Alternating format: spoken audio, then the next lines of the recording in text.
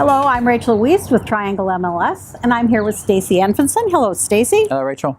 And we're going to talk about the first quarter of 2017. We are. Oh, the year is flying by. It does. Okay, so of course the important question is what's happening with the inventory? What's for sale? Right? Yes. That's the question on all practitioners' minds. Is it going up or is it going down? Yes. Remember, as we've talked consistently over the last few months, we have two metrics that we look at. One is point in time, and one is inventory added during a given period.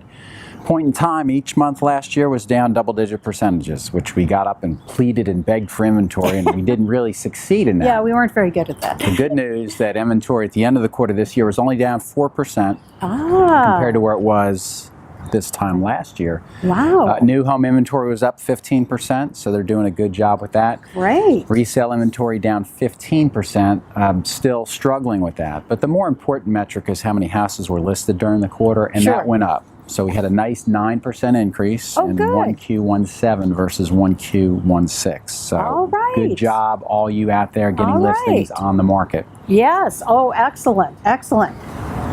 So how about what went under contract? Well, all good metrics. Okay. 66% of the inventory went under contract during the month. That's been That's very pretty good. strong. Well, that's for the first 3 months of this year. That metric's been about that level. It was up 2% compared to first quarter of last year, up 2% compared to March of last year, and up 28% compared to February.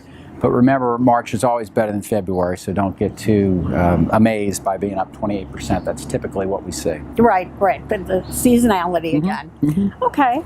Okay. How about closed sales? Closed sales up again 11%, so double-digit percentage increases, really strong. March closed sales were up 16% compared to March of 2016.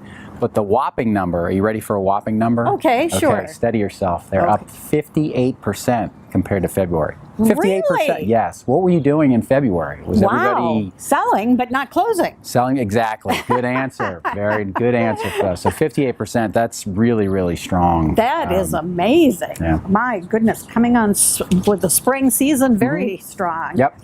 Okay, so any impact on days on market? Just a little bit. We're below 50. 47 was the average.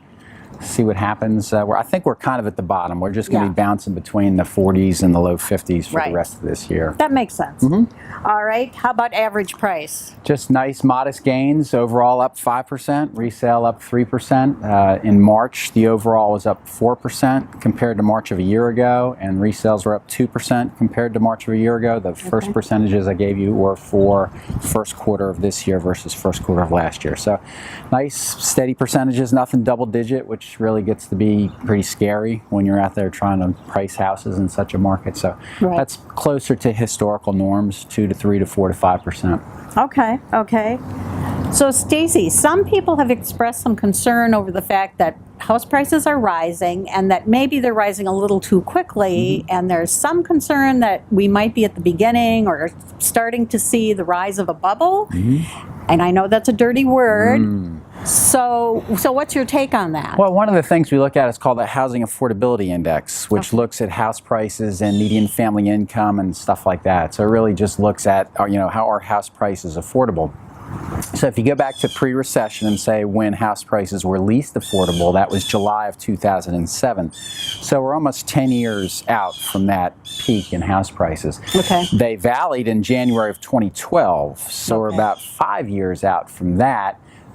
If you look at the Housing Affordability Index in February of this year, it was 133. If you go back over time, there really haven't been many years where the annual average has been below 140. So 133, if we stay below 140, it's just one of those things that you're right, we do have to kind of keep aware of and say, okay, our house price is getting a little bit out of hand. That's one of the metrics that we can look at.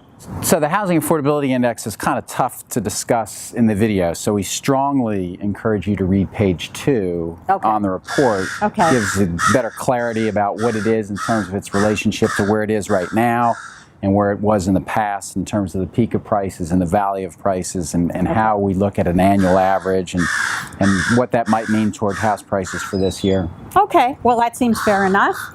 Thank you very much for joining us. This was the end of the first quarter, so we'll be talking to you next month about April.